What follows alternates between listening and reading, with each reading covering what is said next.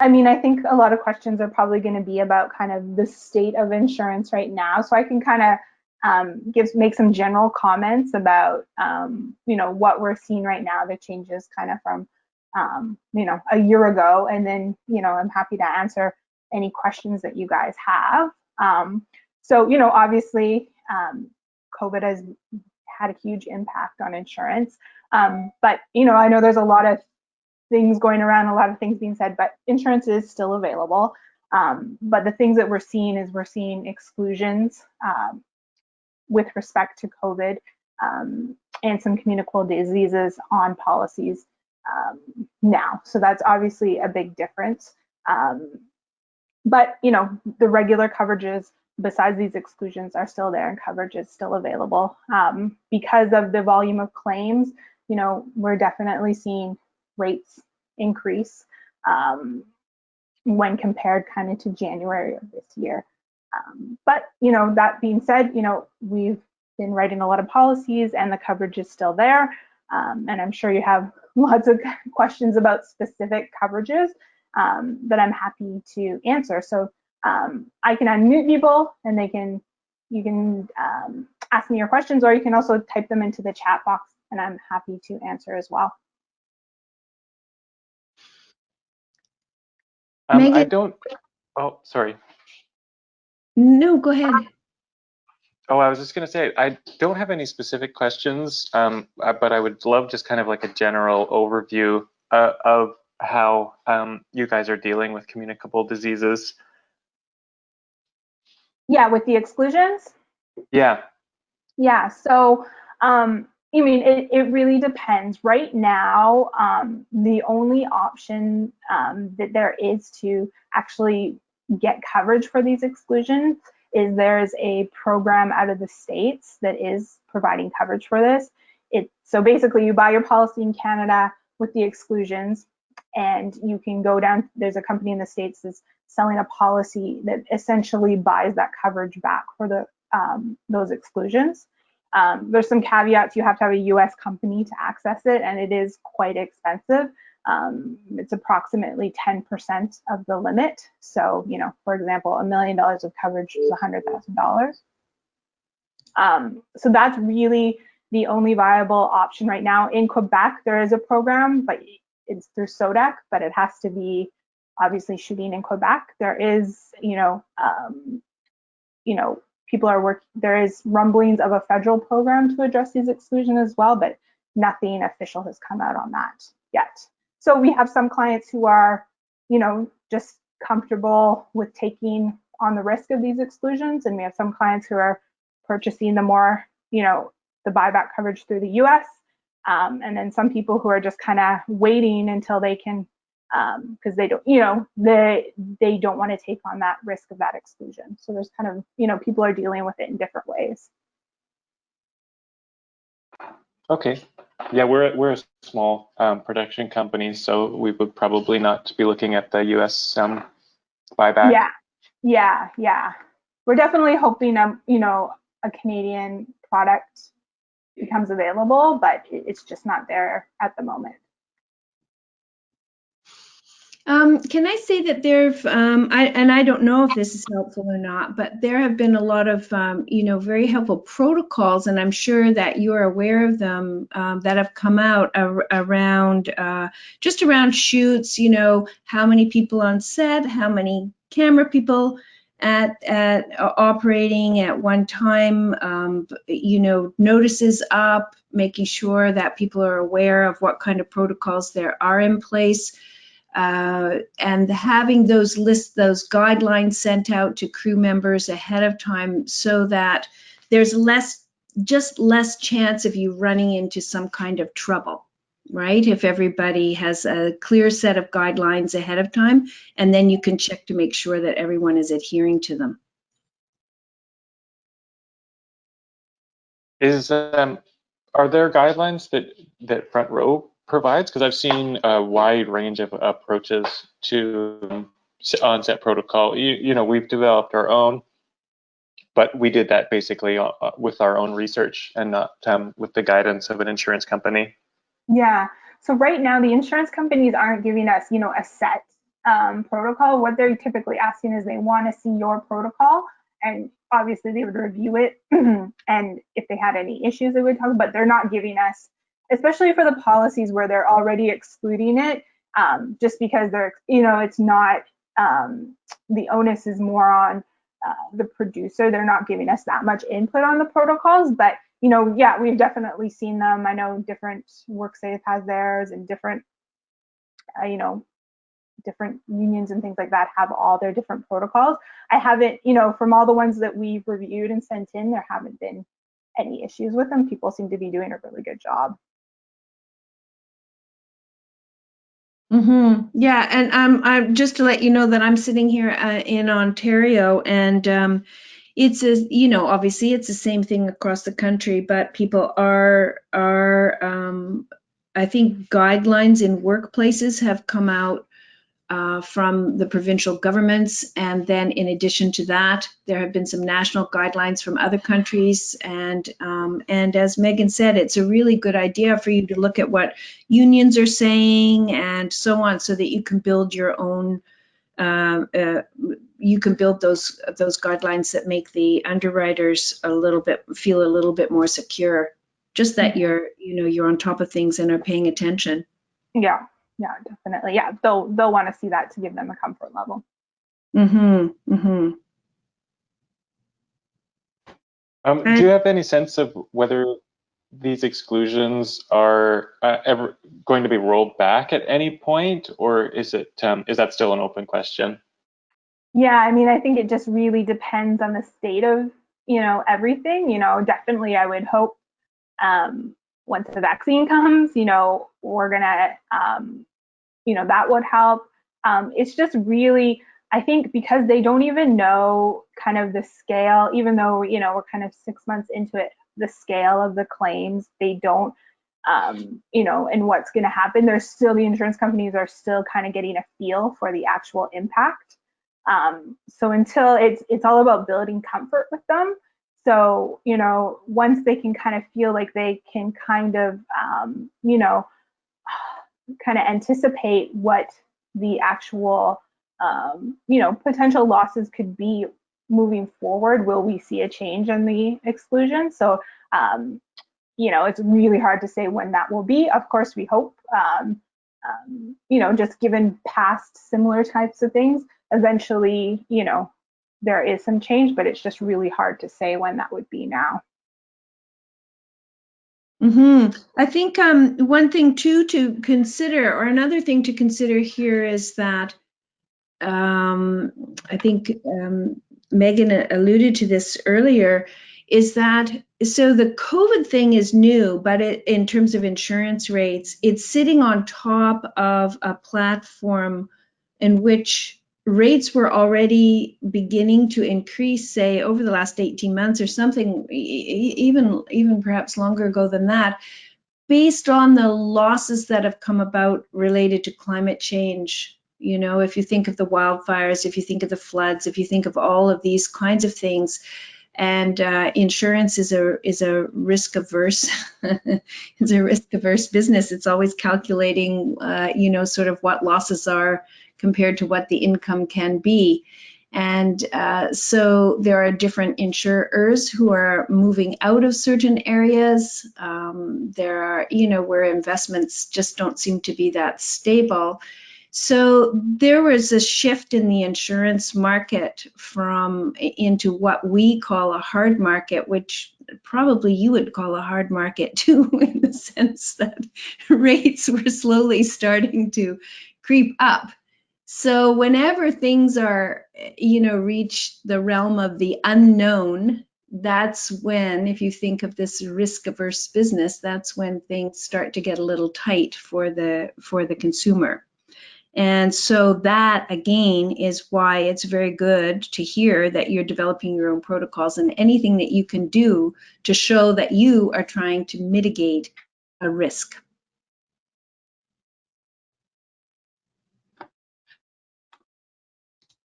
Right, that makes sense. Is for the exclusions, is it really COVID specific, or are other communicable diseases being lumped into that exclusion? it's really specific to the individual insurance company. We're seeing some, like the most common one is COVID specific and specific to any pandemic, anything considered a pandemic. There are some companies that are doing an overarching kind of communicable disease, which is a little more, much more broad, especially when you think about things like cast insurance and things like that, where a lot of things that could be considered a communicable disease. So it is kind of, each individual insurance company has their own specific exclusion. So when you are getting quotes, like for us, for example, we'll detail the exact exclusion, those new ones in our quotes, so you have an idea of how they compare, because they do differ slightly between the insurance company. And then even, if it's something kind of outside of a production, more if you were just, say, insuring an office or that type of thing, those are, you were seeing kind of, if they didn't have them already, a straight communicable disease exclusion. Gotcha. Have you gotten a sense from any government bodies that they're going to be stepping in to subsidize or support, especially for small production companies like ours, that the cost could be prohibitive? Mm. Yeah, I mean, I know there's talks going on with the Heritage Ministry. I mean, it's not specific to small production companies, but for some kind of federal program, similar to what we're seeing out of Quebec. There's been a little bit of talk lately. I think Gibault has been in the back in the news about this, because TIFF is going on and so on, and so he's been he's been interviewed. But so the CMPA, you might be aware of that. The CMPA has been sort of pushing this idea forward. Front Row has been asked to give a commentary on this in the early days of this idea. So it would be similar to what happened after 9/11, when the government then backstopped some insurance for industry at that time, not specifically the film industry, but this is where they got the idea from. And so it is that, that was under discussion. Then, of course, we've had some, there have just been some bumps in the road, like the finance minister changing and so on, right? So things are sliding from the front burner to the back burner, and people are trying to push these things back up onto the front burner again. But it does, so the idea would be that there would be some sort of pot created with this, say, for example, the government would put in 100 million, just as an example. Maybe the larger companies would make some kind of contribution that would allow push down the costs of COVID insurance for smaller and small to medium-sized businesses, so that they would actually have an opportunity to do some business. So yeah, as Megan said, that it's, at the moment, nothing firm has come out of any of that, but certainly it's on the table.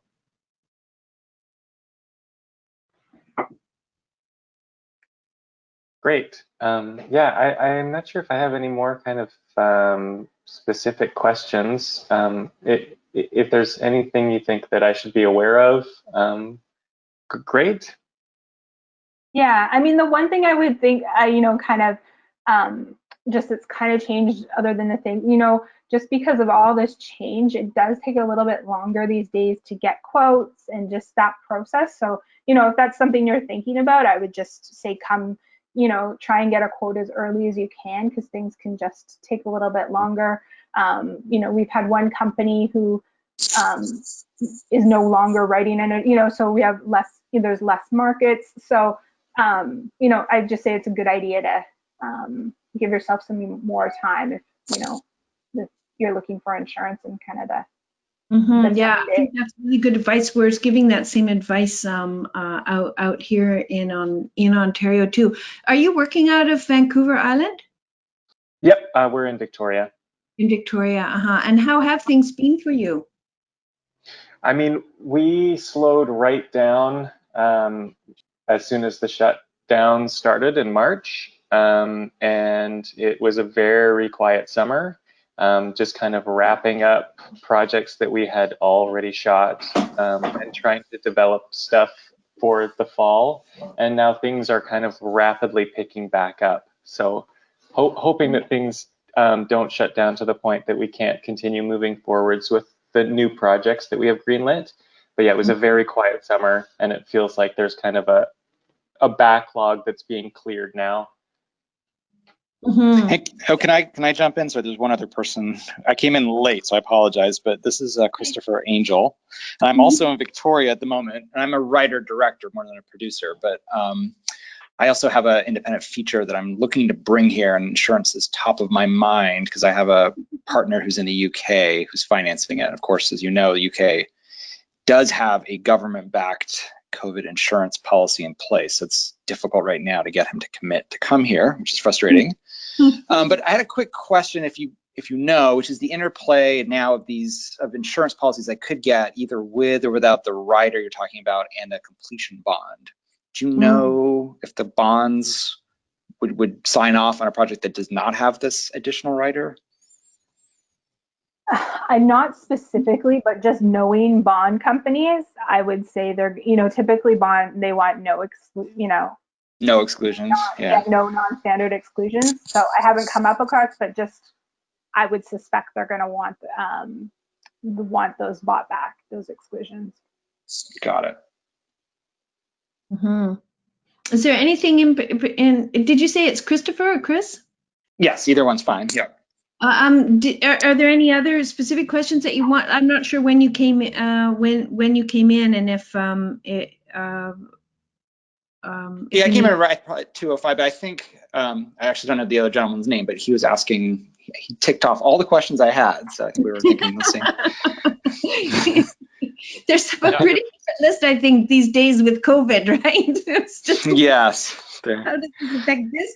Another person on the line here, the name is Dale Windle. I'm a producer also in Victoria, and I actually missed the first 5 or 6 minutes as well. So I just wondered if, keep going with questions, and maybe the only thing I just wondered if there's sort of a quick 1 paragraph sort of bottom line regarding insurance. So production insurance. Yeah, I mean, from the most, if you want kind of a current state of events, insurance is still available, but we're on all new policies. There are these, COVID communicable diseases exclusions right now. Okay. And we're seeing, definitely seeing rate increases when, kind of compared to policies. So, okay. Yeah. Okay. If I could add to that's a good bottom line summary. Yeah. But if I could add to that, we also spoke about the need for your company and for each shoot that you do, develop a set of guidelines and protocols that you can, when you're applying for your insurance, that say, for example, if you were speaking with Megan, that she would be able to send off to the underwriters to show when you're applying for your insurance, to show that you are taking this seriously, that you've got things in place for cast and crew that they know about, and that you're just going and that you're going to keep your eye on these things, whether it's, as we mentioned earlier, the number of camera people working at the same time, the number of people on set. Do you have, depending on where you're shooting, I mean, are they washing their hands? Do you have hand cleansing facilities? Mask wearing must be mandated. All of these kinds of things that you can show that you're just being attentive. Yeah, we're planning. So we're interestingly enough, we had a feature film that we were going to shoot in Utah in April, and so of course that just stopped. We had a $3.5 million film that we were going to shoot in Vancouver that was just entering financing, and of course all the investors sort of said, oh, all my money that I have invested that I would shift over into film just went down by 35% along with the stock market, so let's wait. So that's kind of the pattern that we're in, is waiting for market recovery to get the money. But in the meantime, I've got a very good friend in Vancouver who's producer, director, and has done a lot of writing, and he's doing more producing now. And so we're kind of taking the cues from him. He's he's been able to successfully complete production on a film over the last 5 to 6 weeks, and so putting together a complete pandemic plan for the set, having a dedicated person to not oversee enforcement, but compliance, I guess, with the plan, and they shifted away from any non-BC cast so that they eliminated the risks of associated with trying to bring somebody up from the US and et cetera, et cetera. So we're going to sort of follow his model and do that. I just wanted to kind of get that bottom line before I missed my chance. Yeah. Yeah, I think these things are important. And the great thing, and I'm sure all of you who all communicate with one another, and I know that everyone at Front Row from all our offices, because we have offices in New York and LA as well, and across Canada, as I'm sure you know. So we're always chatting about these things, and really, one of the greatest things here is that it's so desperate that this has happened, and everyone in the spring felt so flattened, and where are we going to go from here, and what's going to happen? But really, this is the most creative industry. So if anybody's going to figure out a way to be able to get stuff done, just like you're doing right now, so things are looking surprisingly good, right? In terms of what we're going to be able to manage and how we're going to move forward. People have adapted pretty rapidly to good procedures, good practices, and as you say, okay, maybe this is an opportunity for some Canadian crew, Canadian actors that they might not have had some of these chances before. The other thing I think that I'm seeing happen, so we've just, with our bigger budget one, we've just sort of put it aside for the time being, but for the smaller budget ones that are under $1 million, we're finding that we're saying, well, if we want to limit the number of people that are on set and control that a lot more, it's actually bringing our budgets down, because we're tightening up production and going away from this big sort of mega production perspective, and actually I think it's kind of refreshing. It's sort of going back to the good old roots of the first couple of films that you make, where you have a group of friends and you make a movie and you have a lot of fun, and I'm quite positive about it at this point, I would say. Mm-hmm. And I think if, and it's a terrible thing to say in some regards, but if this were to happen to us, we actually, rather than say 10 years ago, we've got technology behind us to support these projects in a way that we just didn't have before. So it's again, as you say, sometimes, we can do more with less. And it's a hard way to have to learn this, a very hard way to have to learn this, but it can be done, right? And and people are moving ahead. And as you said, I mean, one of those trickier parts, or one of the tricky parts in the spring, was the loss of investment money as people became, as any spare money, so to speak, or their possible investment money that they had earmarked to invest in projects like yours, where everybody put the brakes on that. Whereas now I think people are saying, okay, well, this might be with us for a while. We're certainly going to have to move forward, so they'll find a way. Yep. And money will start to flow again. And if the government, if the government shows support for the industry, it could do good things for Canada, really, really. As I said, of course, it's terrible that it's happened this way on the backs of people who've lost jobs or lost lives or loved ones. It's a terrible thing. However, we might be able to come out of it, come out ahead on this. Certainly come out ahead with a new approach, for sure. Yeah, in that way, still breathing. Mm-hmm. And as Megan has made clear, insurance is still there.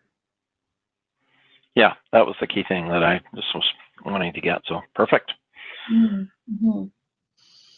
Any other questions? No, Megan, do you have any last points? Yeah, I mean, I think, what I'm finding too is like, there's a lot of talk, and, one of the things that we kind of hear once in a while, which I've tried, is that, insurance isn't even available, right? So I would just, if you have questions, like, feel free to reach out to me, and I can, kind of say, it is a rapidly changing, kind of area right now, but if you have any questions, or hear something kind of, oh, is that true, just feel free to reach out, because we want at least people to know what is really available right now. Yeah, don't feel that you need to stop projects or the Yeah. inspiration for projects because you think you can't get off the ground on these things, but because there are ways.